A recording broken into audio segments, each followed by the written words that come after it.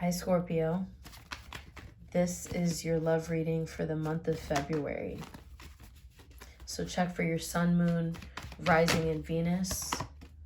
What do we have for Scorpio in love for the month of February? Love messages for Scorpio.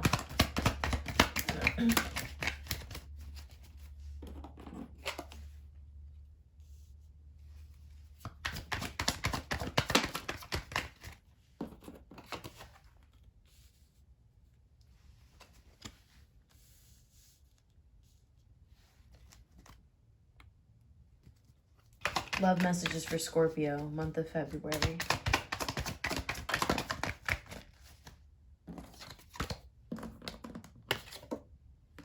Okay, let's stop here right now.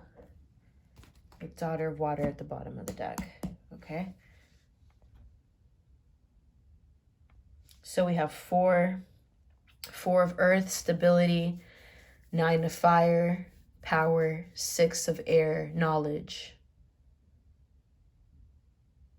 Wow, so there's I'm hearing phases, and I'm thinking about transitioning, just transitions. Like it's somehow you could feel, maybe you feel bound to something or someone in some way. You feel bound to some kind of energy. Let's say that. It's what resides within the realm of your mind and your heart space.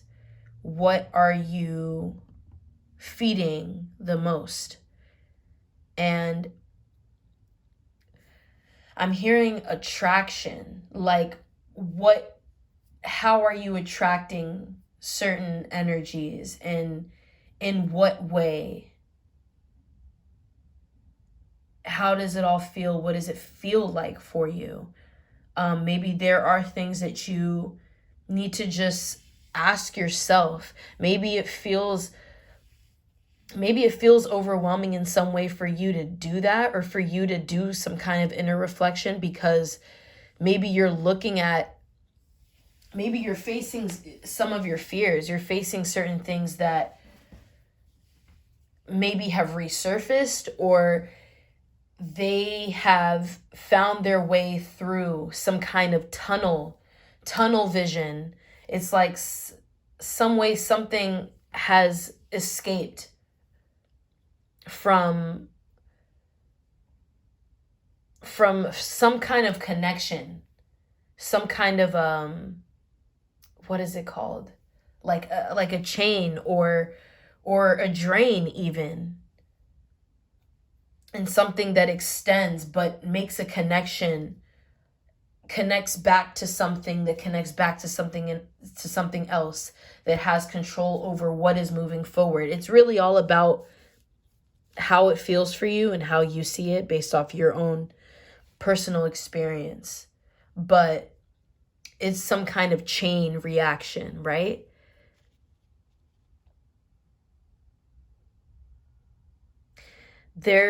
I feel like there's this part of you that wants to like scream. There's this part of you that wants to just like erupt or come out in some way.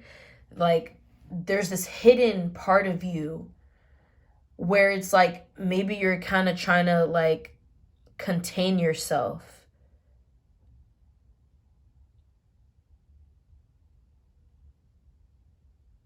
Like you're trying to contain your emotions and hold back how passionate you feel just through how you want to express yourself. And I feel like through this nine of fire, I feel like speaks loudly. I feel like it speaks loudly because this is like that inner, it can be looked at as an inner wound and something that activates you, that inspires you, that keeps some kind of fluctuation going within your heart rate, within all that you absorb emotionally to some extent. Like, this is your drive. And sure, some of these lights that are on, maybe there are some poisonous aspects to how much energy is being used, or where it's being, how it's being generated, where it's being generated, right? So maybe that's there, but that's not all there is to it. There's something about connecting to balance as we move towards the 6 of air, right? This is why I'm saying I feel like this is a transition for you. It's like you feel one phase of something and then you feel the next phase of it, and then you're caught up in between certain aspects of it, where it's like you have to go through some kind of a tower moment or awakening, or just some, you go through so many rooms, you know, you go through so many feelings. But going back to this 9 of fire, so some things can be, some of the energy can be taken up, and some of it is highly useful and beneficial for you, beneficial for your personal growth and for the your inner strength. So that is still what drives it all. It drives you. And through this internal reflection, right? Through what it is, how you are experiencing, maybe it's multiple things that you're feeling. This could even mean like multiple things that you're working on too. It's like, it's just, maybe you kind of feel like you have your hands full, or you feel like you have your hands tied. But through this transition is also some kind of enlightenment period, but it is somewhat of an awakening period too, which over time is showing you a more fuller scope of things. You're able to now travel around the wheel, around the globe, however you choose to see it, around the circle, right? You're able to visit all angles over time, and then after you have completed this mission, you're able to see it in total. You're able to see it overall, like in a wide map view, a wide length view in some way, right? So I feel like appreciation comes out from this. I feel like some kind of understanding and understanding, because there's more, there's some kind of, maybe there's acceptance that comes from this experience, but I feel like there's some kind of understanding, and it ties along with your growth process, okay? So daughter waters here, which I feel like, yeah, it's like this can bring you home, but the home that you're coming back to, it's rearranged. Certain things about it is different. It's just what it is, but you still feel the familiarity to it. It still feels like something that you want to be a part of, and there's integration that lies within it. There's things there's new ideas that you can, because your mind is growing. You're forever growing. So there's connections that you're able to make, but there's things that you're able to create as well and build. And you want to build on things. You want to build on a foundation. Yes, you want to be grounded, but you also want there to be a flow.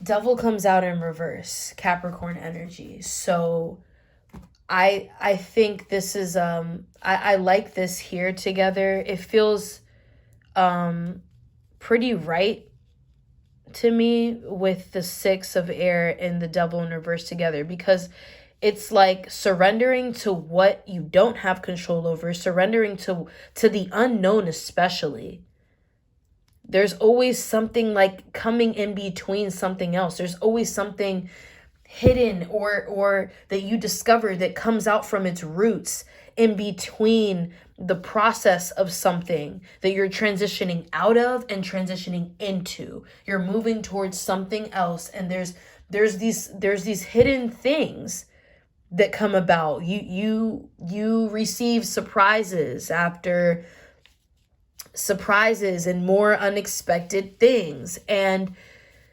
some things loop you back around to what you already picked up on and understood for yourself and learned, and healed. And then there's some things that you haven't healed from, and that you haven't, it doesn't matter. All of this is just like thrown, like it's just, everything is just thrown in the pot. And it's like, it could almost also feel like non-existent too. It could feel like, it could feel so heavy and so weightless at the same time. But maybe there's this part of you that still feels like you want to carry the weight.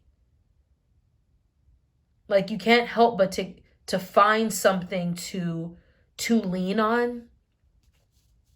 Or this feeling, this need to feel. Maybe it's just a need to feel again. But there are things that you discover within. Sure, maybe there's parts of you that there's still things that you're learning from past experiences, right? And maybe there's some things that you're concluding to, and that's coming from the passion, and that's also coming from pain. I see this Nine of Fire as passion and pain. I feel like it's oozing it out. It's just oozing out of the Nine of Fire card. And so now certain things can close out, and certain things you feel as though you can close out and leave it on a good note for yourself. It doesn't mean that it ends well. If it does involve another person or a group of people or whatever, there's some kind of understanding that you receive and you're able to obtain for yourself.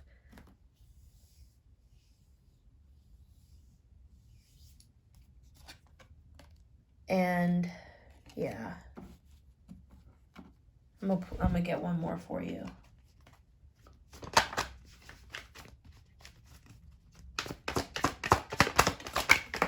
Oh, too many coming out. One card, please, Spirit. One card for Scorpio. Love messages for Scorpio. One card. Just one card.